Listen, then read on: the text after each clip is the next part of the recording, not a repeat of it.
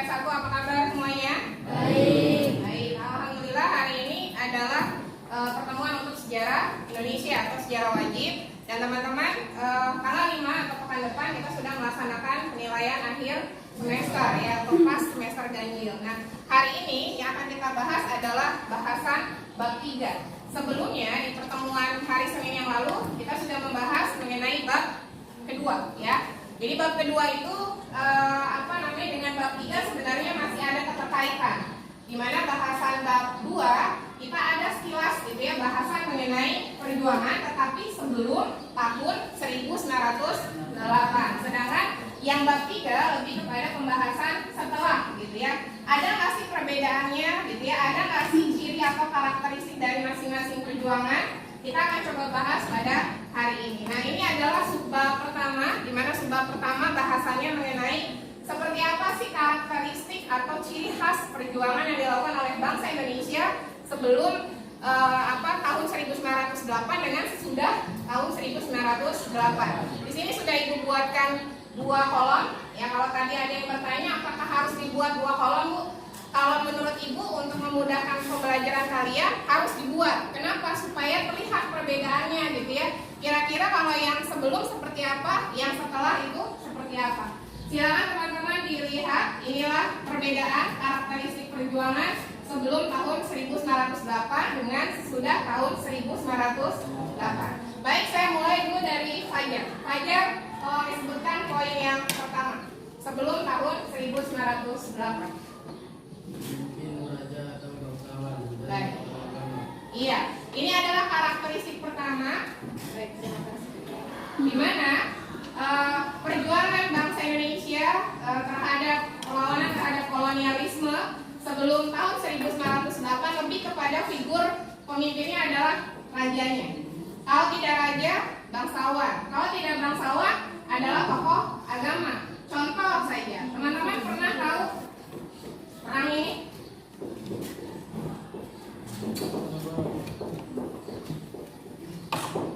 Perang Pangeran Diponegoro ya. Ini adalah perang besar yang terjadi di wilayah Jawa gitu ya. Dan kalau teman-teman perhatikan, Pangeran Diponegoro ini apakah sosok figur yang disebutkan dalam ciri pertama? Iya, karena ingat Pangeran Diponegoro adalah salah satu keturunan dari dan beliau adalah keturunan dari silsilah kerajaan Mataram Islam gitu ya. Jadi terlihat sekali bagaimana pergerakan sebelum tahun 1908 biasanya dipimpin oleh tokoh-tokoh yang berasal dari kalangan istana atau dari kalangan kerajaan atau dari kalangan agama. Ini contoh di Jawa. Bagaimana dengan contoh di wilayah yang lainnya gitu ya?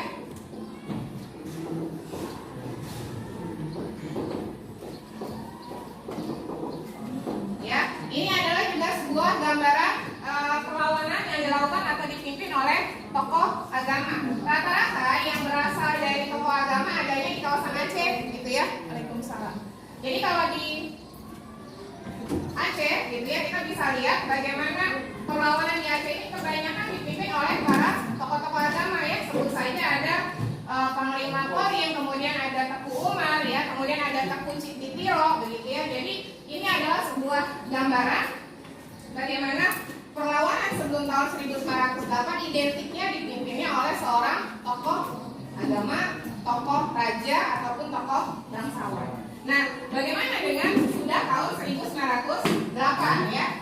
Baik, silakan Faisal dibaca Sal pemimpin perlawanan sesudah tahun 1908 kira-kira apa poinnya? Baik, perbedaannya ya, kalau yang sebelum itu kan dipimpinnya sama istana gitu ya, kalangan istana. Kalau dari sesudah tahun 1908 ada kata identik di sana yaitu kaum terpelajar. Maksudnya kaum terpelajar itu apa? Kaum yang sudah mengenal sekolah gitu ya. Ya, intinya kaum terpelajar itu berarti dia mengenyam pendidikan. Banyak contohnya. Kita ambil contoh adalah organisasi PI ya, atau organisasi Perhimpunan Indonesia.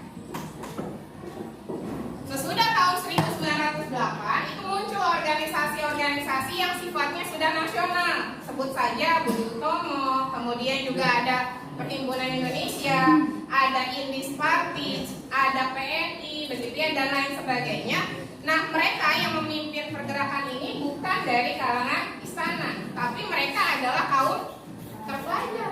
Contoh, Perhimpunan Indonesia dipimpin oleh tokoh-tokoh seperti Soekarno, gitu ya. Kemudian ada Dr. Anes Muhammad Hatta.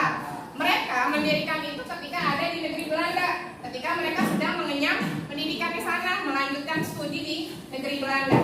Mulailah ada ide membentuk organisasi Perhimpunan Indonesia. Awalnya bukan PI namanya ya, tapi Indonesia Vereniging, gitu ya. Nah, ini teman-teman bisa terlihat bagaimana perbedaannya ya. Kemudian mungkin teman-teman juga tahu tentang Indis Partis ya. Ini juga salah satu organisasi yang muncul setelah tahun 1908.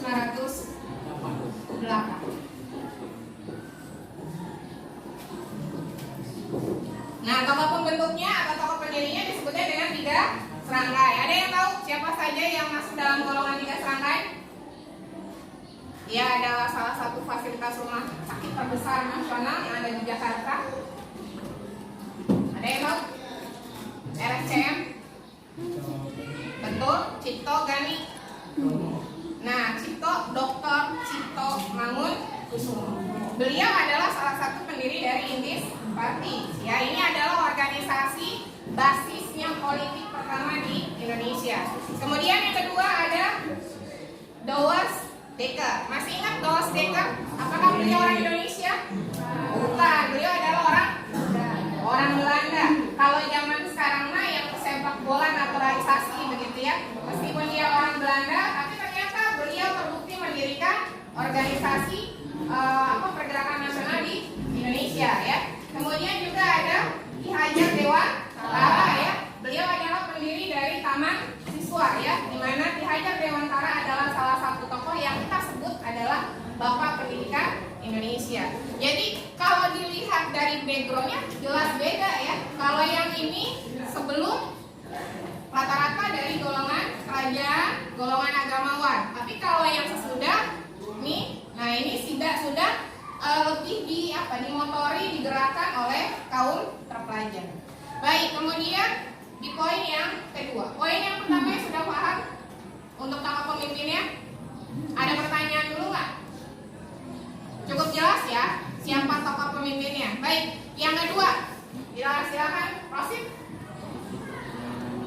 Baik, bersifat kedaerahan atau lokal. Maksudnya apa? Pergerakannya hanya terbatas di daerah gitu ya. Kayak Pangeran Diponegoro tadi pergerakannya hanya di skupnya wilayahnya Jawa. Empu Paling Lapoling adanya di skupnya wilayah Aceh gitu ya. Jadi terpecah-pecah gitu ya. Sama dengan organisasi yang bersifat kedaerahan. Di pertemuan yang sebelumnya itu sudah sampaikan ya. Ini perbedaannya sangat jelas.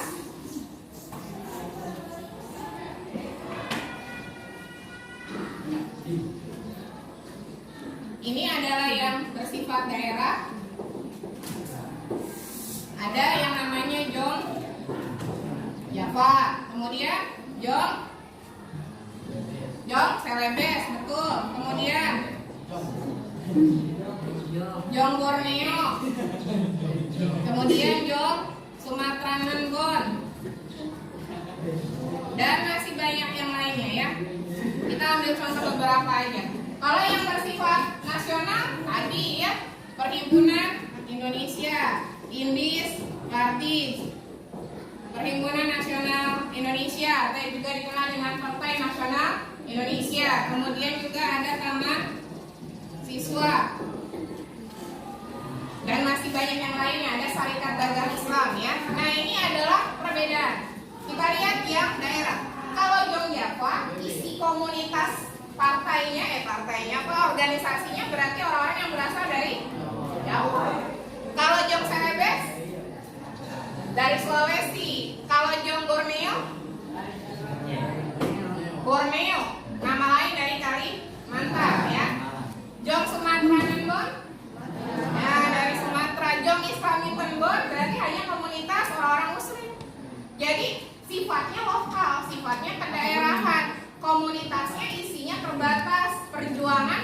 sifatnya juga bersifat terbatas, tapi berbeda dengan organisasi yang bersifat nasional. Perhimpunan Indonesia campuran, segala organisasi ini campuran dari berbagai macam kalangan, dari berbagai macam golongan, dari berbagai macam etnis, begitu ya. Ini partis, bahkan tadi ini partis ada Louis Dekker yang jelas-jelas beliau adalah orang Belanda ya. Kemudian juga ada PNI ya. PNI ini adalah partai politik pertamanya Indonesia. Ya, sebelum kita melaksanakan pemilu, PNI adalah partai politik pertama Indonesia yang benar-benar diresmikan atau dibentuk Indonesia ketika sudah merdeka. Ya, kemudian juga ada Taman Siswa ya. Mungkin teman-teman waktu di SD suka ngeliat tuh lambang di topi gitu ya, Tuturi Handa Yani. Nah itu adalah salah satu moto dari organisasi Taman Siswa gitu ya. Nah ini teman-teman perbedaannya, jadi benar ya yang Rosid katakan, dia bersifat kedaerahan atau lokal. Baik, Alwi, bagaimana yang sesudah tahun 1908? Bersifat nasional, kebetulan ada bersama. Betul, bersifat nasional, ini tadi Bu bilang nggak ada lagi basis Jawa, basis Sulawesi, basis Kalimantan gitu ya, basis Muslim, basis non Muslim, nggak ada. Jadi sudah bercampur jadi menjadi satu kesatuan yang sifatnya sudah lebih nasional, sehingga ada kerjasama yang sifatnya antar daerah. Baik, ini poin yang kedua. Poin yang ketiga, silakan Novaldi yang sebelum.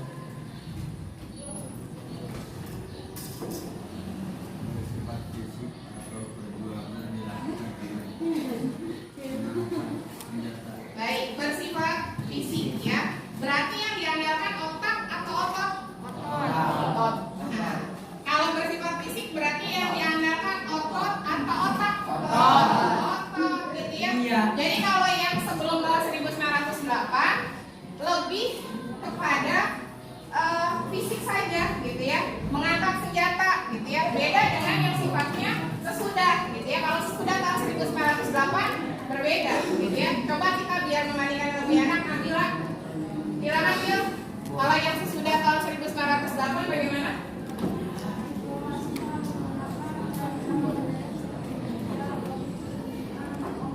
Baik, sudah caranya lebih modern, gitu ya.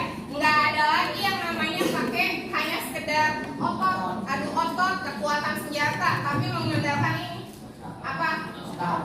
Strategi. Kenapa? Kalau otot, ya korbannya lebih banyak atau lebih sedikit? Lebih banyak, tapi kalau pakai otak sedikit.